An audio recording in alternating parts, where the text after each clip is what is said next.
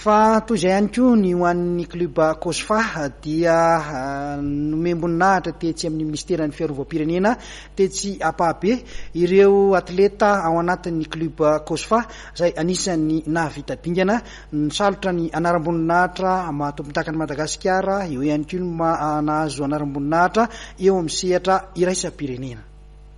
Nakasitraka ireo atletany ao anatin'ny club COSFA nahazo ny anaram-boninahitra mahatompontakany Madagasikara sy nahazo anaram-boninahitra iraisam-pirenena ho an'ny taom-pilalaovana 17 sy 20 ny ministeran'ny fiarovam-pirenena. Nitanterahana tetsy amin'ny Apabe misy ministeran'ny fiarovam-pirenena ny lanonana fanolorana ity anaram-boninahitra ity izay nitarihan'ny jeneraly Rasofinirina Benik Xavier, ministry ny fiarovam-pirenena.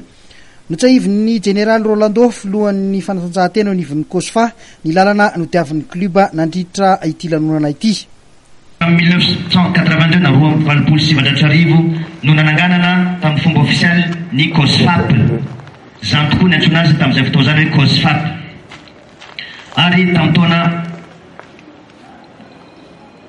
sivy valopolo kosa izy novaina hoe COSFA. Maro ny dingany lalovana. Maro laza azony COSFA. Tansaina amin'izany natompondakan'ny COSFA nandritra ny taona maro. Natompondakan'ny COSFA teo amin'ny lalao CCCOI izay andraisan'ny ronosy manodidina ny ranomasimbe indiana anjara mavitrika tokoa. Amin'izao fotoana izao dia misy 17 ny section na ny discipline atao amin'ny COSFA izay hitantsika manatrika etona. Izy ireo dia natokana ho kompania anankiray ka ny compagnie des sports na ny hoe CDS izay ao amin'ny regimentany andro sy taona na ny rasa eto Ampahibeny no misy azy ireo.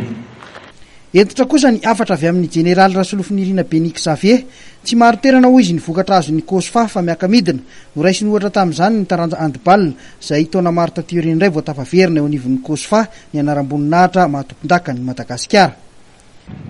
Raha araky ny henitsika teo dia nanana ny lazany sy ny toerany teo anivon'ny fanatanjahantena tokoa zany club ny COSFA izany.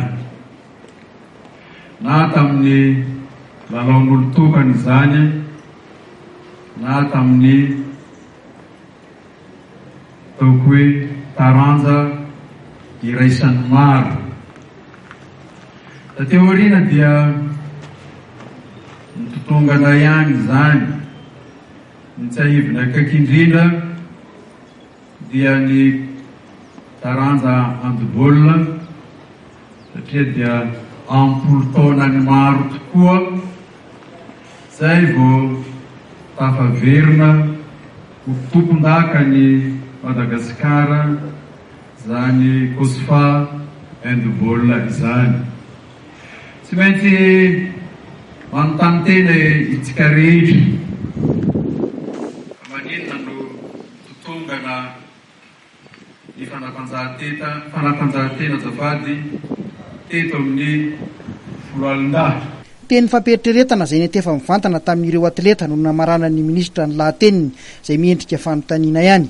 Tany aloha izy dia milatsaka ny sazy rehefa tsy tompondaka.